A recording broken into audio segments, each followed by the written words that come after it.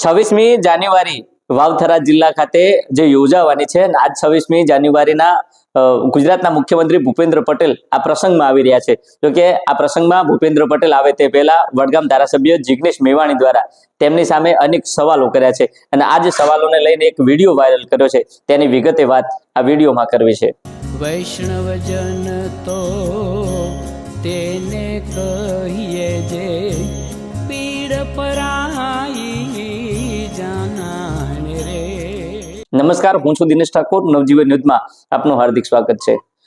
વાવ-થરાદ જિલ્લાનું વિભાજન થતાની સાથે આ પ્રથમ પ્રજાસત્તાક દિનની ઉજવણી કરવામાં આવી રહી છે અને ગુજરાતના મુખ્યમંત્રી ભૂપેન્દ્ર પટેલ આ પ્રજાસત્તાક દિન નિમિત્તે હાજરી આપવાના છે। જો કે આ પ્રજાસત્તાક દિન નિમિત્તે ગુજરાતના મુખ્યમંત્રી ભૂપેન્દ્ર પટેલ આ પ્રસંગમાં હાજરી આપે તે પહેલા વડગામ ધારાસભ્ય જિગ્નેશ મેવાણી દ્વારા એક વિડીયો બનાવવામાં આવ્યો અને આ વિડીયો વાયરલ કરવામાં આવ્યો છે।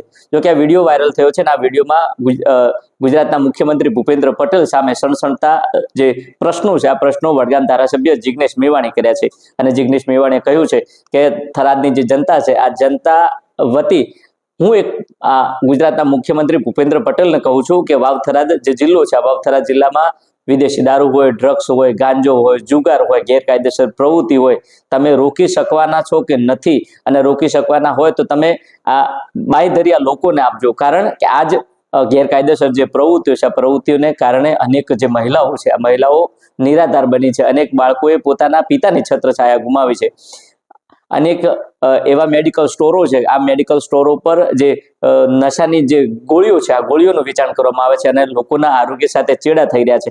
આ પ્રકારે આ વસ્તુઓ પર આ પાબંદી તમે કરશો કે નહીં, આ જનતાને જે ખાતરી આપશો કે નહીં તેવા સવાલો વડગામ ધારાસભ્ય જિગ્નેશ મેવાણી કર્યા છે। ત્યારે બીજી તરફ આ ગુજરાતના ગૃહમંત્રી હર્ષ સંઘવી એવું કહે છે કે કાયદામાં રહેશો તો ફાયદામાં રહેશો, આવી સલાહ લોકોને આપે છે। પરંતુ બુટલેગરો આ દિયોદર પોલીસ ઉપર હુમલો કર્યો હતો તો આ બુટલેગરોને પાસા હેઠળ ધકેલવામાં આવશે કે નહીં અને ખાસ કરીને આ જે બુટલેગરો છે આ બુટલેગરોનું વરઘોડું કાઢવામાં આવશે કે નહીં તેવી જે સવાલો છે આ સવાલો વડગામ ધારાસભ્ય જિગ્નેશ મેવાણી કર્યા છે। જો કે આ તમામ બાબતને લઈને જે વિડીયો વાયરલ થયો છે આ વિડીયોમાં જિગ્નેશ મેવાણી શું કહી રહ્યા છે તે પણ તમે સાંભળો। 26 જાન્યુઆરી પ્રજાસત્તાક દિવસ નિમિત્તે ગુજરાતના માનનીય મુખ્યમંત્રી ભૂપેન્દ્રભાઈ પટેલ થરાદ પધારી રહ્યા છે તો સમગ્ર થરાદ વાસીઓ વતી એક સવાલ માનનીય મુખ્યમંત્રીને પૂછવા માંગુ છું કે આટલા દિવસો સુધી થરાદમાં દારૂ, જુગાર, ચરસ, ગાંજો, ડ્રગ્સનો કાળો કારોબાર ચાલતો હતો એ અત્યારે ચાલુ છે કે બંધ છે?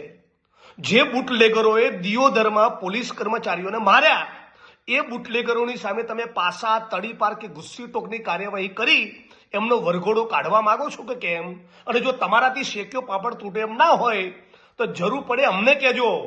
અમે થરાદની બેન દીકરીઓ, માતાઓ વિધવા ના થાય, થરાદના યુવાનોએ ડ્રગ્સ નહીં મળવાના કારણે નર્મદાની કેનાલમાં જંપ લાવવું ના પડે એના માટે અમે અડધી રાતે આવીને ઊભા રહીશું। બાકી આ મુખ્યમંત્રીથી, એમના ગૃહમંત્રીથી શેકેલો પાપડ પણ તૂટતો નથી। માનનીય મુખ્યમંત્રી સાહેબ, પ્રજાસત્તાક દિવસ છે, 26 જાન્યુઆરીનો પ્રસંગ, તમારા હાથમાં તિરંગો છે, ગેરંટી તો આપો કે તમારા વિધાનસભા ઘાટલોડિયામાં પણ દારૂ, ચરસ, ગાંજો નહીં વેચાય, થરાદના એક પણ ખૂણે ચરસ, ગાંજો, ડ્રગ્સ કશું જ નહીં મળે એની પાક્કી ગેરંટી, પાક્કી બાંહેધરી તમે આપવા માંગો છો?